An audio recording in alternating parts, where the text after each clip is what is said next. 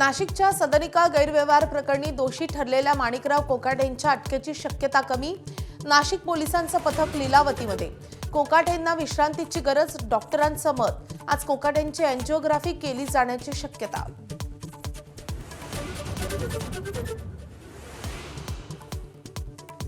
नाशिकमधील शासकीय सदनिकांच्या गैरव्यवहार प्रकरणी कोकाटेंना शिक्षा। शिक्षेवर स्थगितीसाठी कोकाटेंची मुंबई उच्च न्यायालयामध्ये धाव। आज सुनावणी, न्यायालयाच्या निकालाकडे लक्ष। मुंबईत अजित पवारांना बाजूला ठेवत भाजप आणि शिंदे सेनेच्या 150 जागांचा फॉर्म्युला निश्चित। उरलेल्या 77 जागांवर लवकरच तोडगा। आज छत्रपती संभाजीनगरमध्ये भाजप शिवसेनेची दुसरी बैठक। कल्याण डोंबिवली शिंदेंच्या शिवसेनेकडून काँग्रेस आणि मनसेला खिंडार। माजी नगरसेवकांसह अनेक कार्यकर्त्यांचा पक्षप्रवेश। कल्याण डोंबिवलीत महायुतीच जिंकणार, शिंदेंना विश्वास।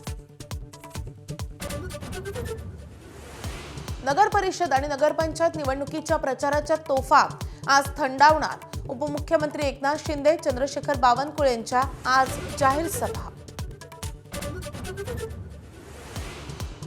एप्स्टाईन फाईल्समुळे भारतात राजकीय भूकंप होण्याची शक्यता। माजी मुख्यमंत्री पृथ्वीराज चव्हाणांनी उल्लेख केलेली एप्स्टाईन फाईल्स आज अमेरिकेत उघडली जाणार।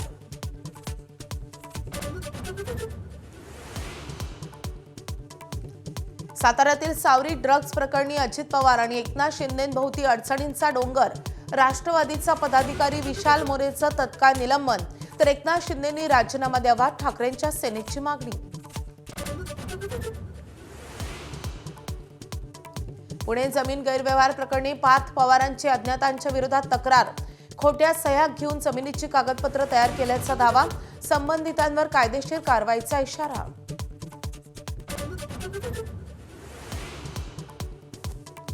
आठवी शिकणाऱ्या अल्पवयीन मुलीवर दोघा नराधमांचा अत्याचार। सांगलीतल्या ईश्वरपूरमधील घटना, नराधमांना ठोकल्या बेड्या। पंढरपूरमधील विठ्ठल मूर्ती पूर्ण सुरक्षित। मंदिर समिती सहअध्यक्षांचा निर्वाळा। वज्रलेपाबाबतचा अहवाल फेब्रुवारीमध्येच शासनाकडे सुपूर्द केल्याची माहिती। दिल्लीतील लाल किल्ला स्फोट प्रकरणात एनआयएची मोठी कारवाई। 9वा आरोपी यासीर अहमद डार अटकेत। बॉम्बस्फोटाच्या कटात यासीर सक्रियपणे सहभागी होता। आंतरराष्ट्रीय ख्यातीचे शिल्पकार राम सुतार यांचं वृद्धापकाळानं निधन। शासकीय इतमामात पार पडले अंत्यसंस्कार। पद्मश्री, महाराष्ट्र भूषण सारख्या पुरस्कारांनी गौरवान्वित।